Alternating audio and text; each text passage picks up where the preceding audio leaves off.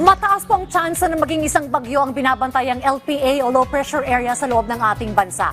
Pero ayon po sa Pag-asa, wala na yung direktang epekto sa ating bansa. Pero asahan pa rin po ang mga pag-ulan, partikular na sa Luzon, dulot po ng habagat. Ang karagdagang update sa lagay ng ating panahon, alamin natin mula kay Pag-asa Weather Specialist Lian Loreto. Magandang umaga po. Ano po ang update sa ating panahon, ma'am?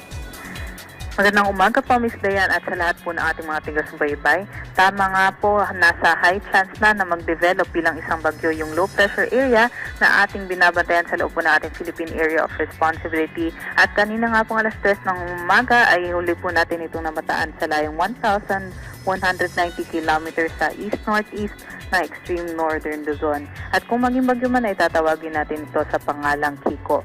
Ito nga pong LPA ay posible po na kahit maging bagyo man ay hindi na po siya magkaroon ng maraming epekto sa ating bansa dahil papalayo naman po ito sa ating Philippine Area of Responsibility at kumikilos pa hilaga o hilaga-hilagang silangan patungo po sa may Japani area.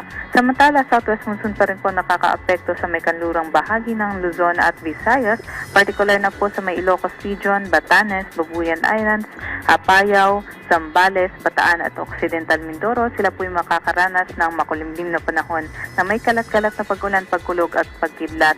Kaya't posible pa rin po yung mga flash floods at landslides during moderate o at times heavy rain.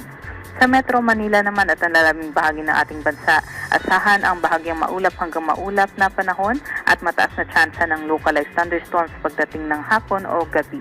Wala naman po tayong nakataas na gale warning sa anumang baybaying dagat ng ating bansa kaya't malayang makakalayag ang ating mga mandaragat. At yan lamang po ang latest galing dito sa Pag-asa Weather Forecasting Center. Ito po si Lian Loreto. Maraming salamat, Pag-asa Weather Specialist Ms. Lian Loreto.